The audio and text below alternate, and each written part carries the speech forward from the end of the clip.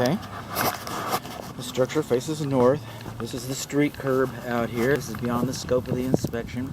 The way this is sunken, the parkway turf is sunken next to the street curb. That might be a trip hazard. The water meter is right out here by the mailbox. Okay, this is your water meter. This dial, inside this dial at the very center, there's a little sprocket. Okay, it's called a cheater wheel or a cheater paddle.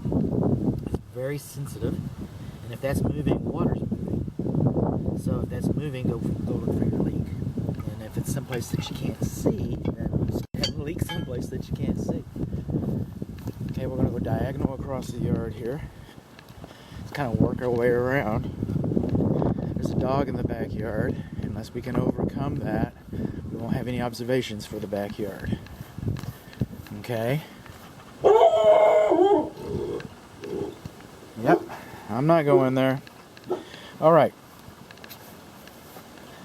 Lawn sprinkler heads should not be closer to the structure than 12 inches. Okay? These are your main cleanouts. The house faces east. I don't remember what I said a moment ago. The house faces east. So east is to be on the south side of the house in front of the fence. One of the cleanout caps is broken and compromised. This is the closest faucet that I can get to the front. And this is peculiar animal here because it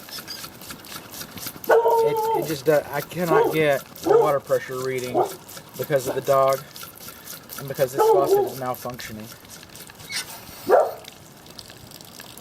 Okay, but that helped us a little bit because you see how that water is sitting right there? The grading is level right in here, and the water does not move away from the structure as fast as it should. This is your grounding rod. This is your grounding rod, and that should be completely buried. You probably won't have much of a problem with that, but it should be completely buried.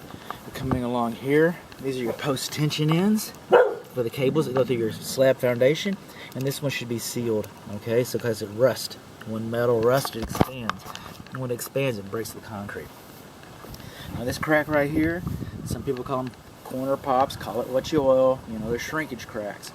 And what happens is the brick, ever so slightly, grows. It's the only part of your house that grows. You'll never be able to measure it.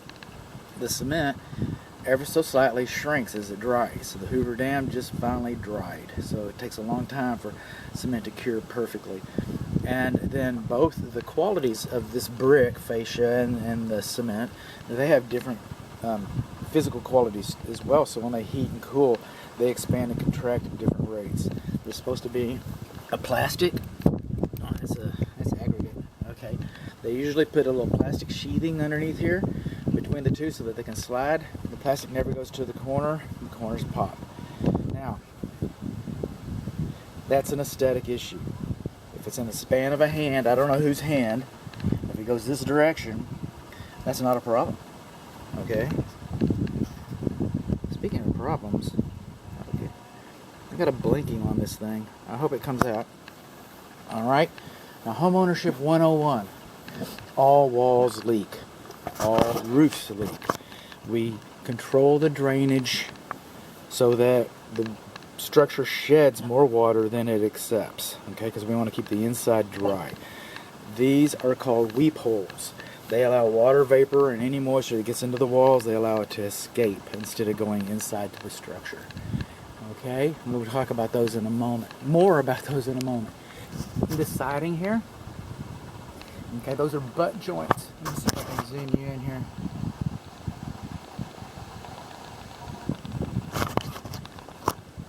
These are called butt joints right there. Alright? When this siding was installed, the manufacturer stated that these joints should not be sealed. Most of them aren't. Okay? It also stated that there should be a paper flashing behind those butt joints. And I don't see any. And I don't expect to find any. It's pretty common deficiency. It doesn't make it right. Along here, let's just zoom you up a little some more. Okay, these are called soffit vents. That's your soffit, and that's your soffit vents. Those are air intake vents into the attic space. And coming on along here,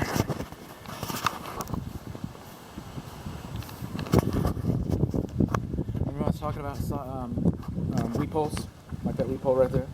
Okay. There are no weep holes over your garage. In fact, there are no weep holes over the front door. Okay, weep holes. Should have had weep holes there. Then, this edge flashing right here, this metal.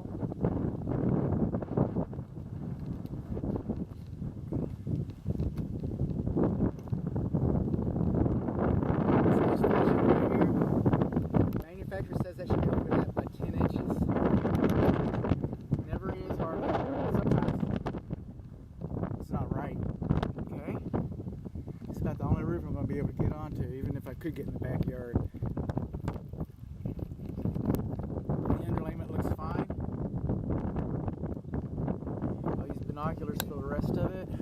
Hopefully we can get in the backyard. I put 2 calls and an email out to my agent. Sweet dog. He wants to bite me. This overall looks pretty nice, I gotta say. I'm not finding much in the way of defects. It seems to be sealed. It's not particularly stiff. So what little I can get personal with this roof covering, it seems to be fine. Okay. This ladder here, I'll put my phone on that in a minute.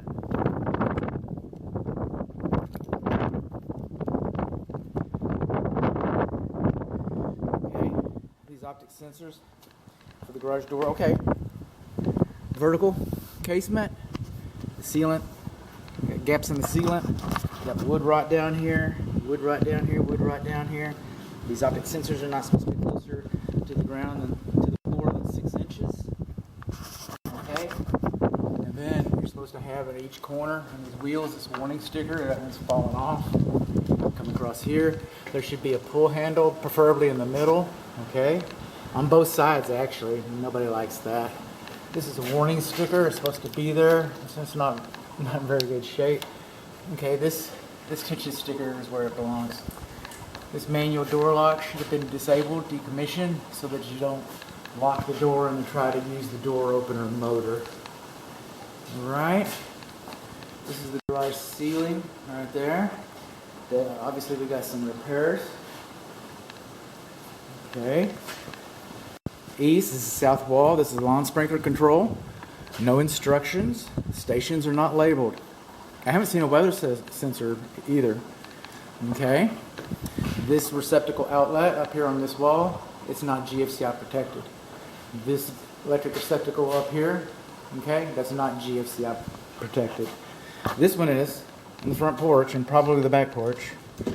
This is your electric service panel. It's 200 amps. You have a main principal. I'll talk more about that when we do the interior because I haven't taken the top off yet. This water heater was manufactured in 2008. All right, water heaters. It's electric water heater, and water heaters. Okay, it's 12 years old, and they last about 10. Okay, it's probably original to the house. It's 50 gallons. But this guy's done just about all we're going to expect him to do. All right. So this has a safety pan. This TP valve, they last about 3 years, so that should be replaced. It also should be insulated. Everything else looks pretty good. I'm not seeing it here in use manual. This is door button. Excuse me, the electric control for the. Okay, it's not supposed to be closer to the garage floor than 5 feet, so the little hands don't come up there and play with it. And it's supposed to have one of those warning notices on it as well. It could be quieter, huh? Pull handles present. Courtesy lights work. Emergency reverse works.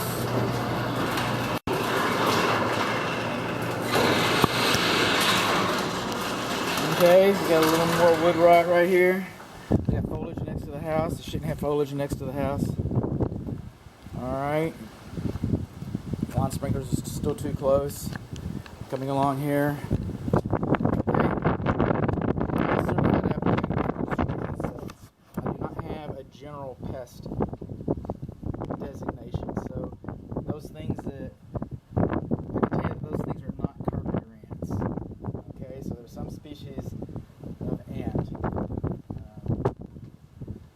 along here is a smart doorbell that works. I push the button, it lights up when I show up. Okay, this guy should be sealed back here to keep water from getting into the system. Coming along here, this is the other gate. It goes back to the sweet dog. Yep. I don't want that. Okay, this is the front porch. This is the main shutoff valve to the house for water. So if you have a water problem, that's the valve that you use to shut it off with. And it turns off everything. Okay, this is the check valve for the lawn sprinkler system. By the way, these covers, both of them, they could be better. It's like somebody's been mowing them or something, but they're molested for sure. This is a trip hazard right here. If somebody steps on that, they might go through and break their ankle. Okay, so this is the check valve.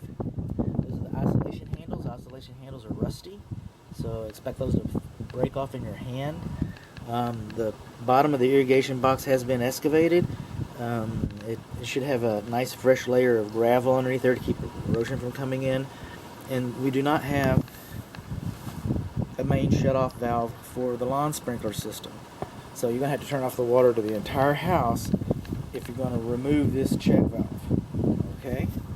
And this lawn sprinkler system has been decommissioned. See how this handle is positioned here? Okay? That's perpendicular to the pipe. So for whatever reason, they've decommissioned this lawn watering system. So it won't be inspected today unless they're... I'm not going to turn that handle. The handle's going to break just like that handle broke. So it was turned off for a reason. We assumed that there was a problem, so it needs to be serviced. Again, I'll try and get back there, but this is the exterior so far.